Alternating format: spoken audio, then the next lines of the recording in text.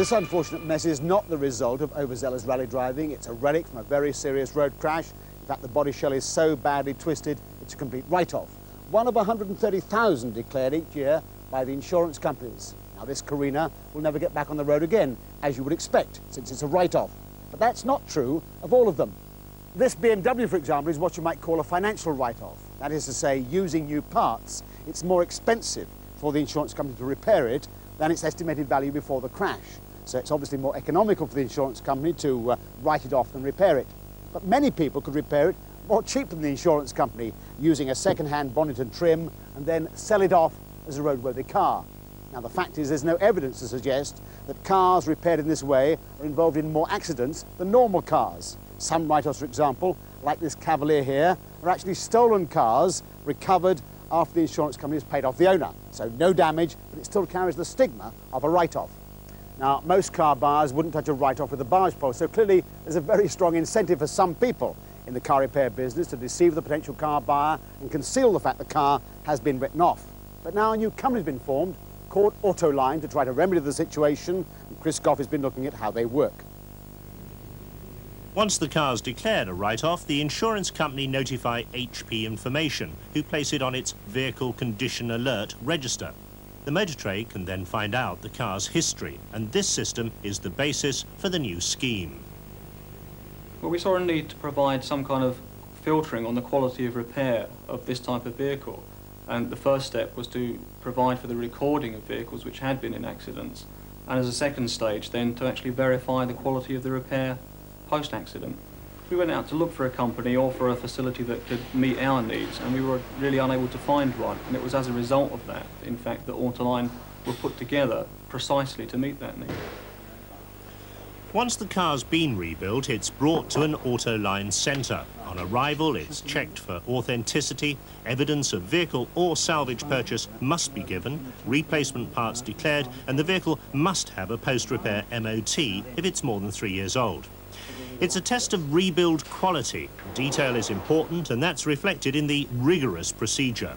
It lasts about an hour and a half, and it's carried out by an Autoline technician and an independent qualified vehicle engineer employed on a daily basis.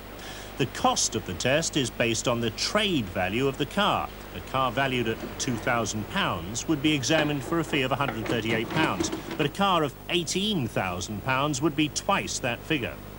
So far, 600 vehicles have been tested with a pass rate of 60%. The commonest failure points are on steering, suspension and paint finish. Autoline will fail cars with current MOTs if they aren't up to their standards. In fact, they believe the current MOT test isn't strict enough. The owner won't know the results until the following day. So why not on the day the inspector is there? We ensure mutual confidentiality between test applicant and the actual expert inspector who's looking at the vehicle. So there can be no collusion? There can be no collusion whatsoever. The inspector does not know what cars he's going to be looking at until he arrives at the centre, and the test applicant has no way of knowing who the inspector is. 3 days after a successful test, HPI removes the car from its vehicle alert lists. So on the face of it, a very good safety scheme, but it's more than that. Why should the car trade put cars through it? Well, it can make a big difference to resale value. It's estimated that a 1987 Escort would be sold for £4,000 when it's listed on the HPI register. Once it's removed by an Autoline check, its value increases anywhere up to £5,500.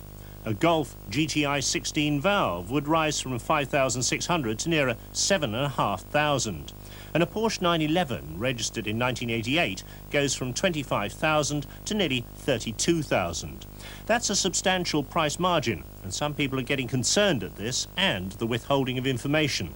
We've got some reservations about it. In the past, information was available to potential car buyers that a vehicle has been a total loss write-off.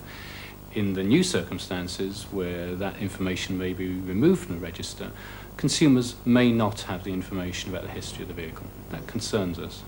We feel that once the quality of the repair has been verified, that particular part of the problem has been removed. I think that the more detail and more flexible system may be possible to be put into place later on, but the quality of information available to us really isn't good enough at this stage. But why didn't HPI start a new register to record these inspected vehicles, which could then be made public? And some people are concerned that only one company is involved in the testing process. It's not a good idea just to have one company in any market, in the motor field in particular. So we've got worries on that count. Secondly, actually removal from the register makes thousands of pounds of difference potentially to certain cars, which is another area of concern for us. Despite reservations from the professional organisations, we think the Autoline scheme is a praiseworthy initiative in attempting to keep badly repaired vehicles off the road. But when it comes to deleting information about a vehicle's history when it was once declared a write-off, we think the government should be more involved in the administration and the overseeing of such schemes.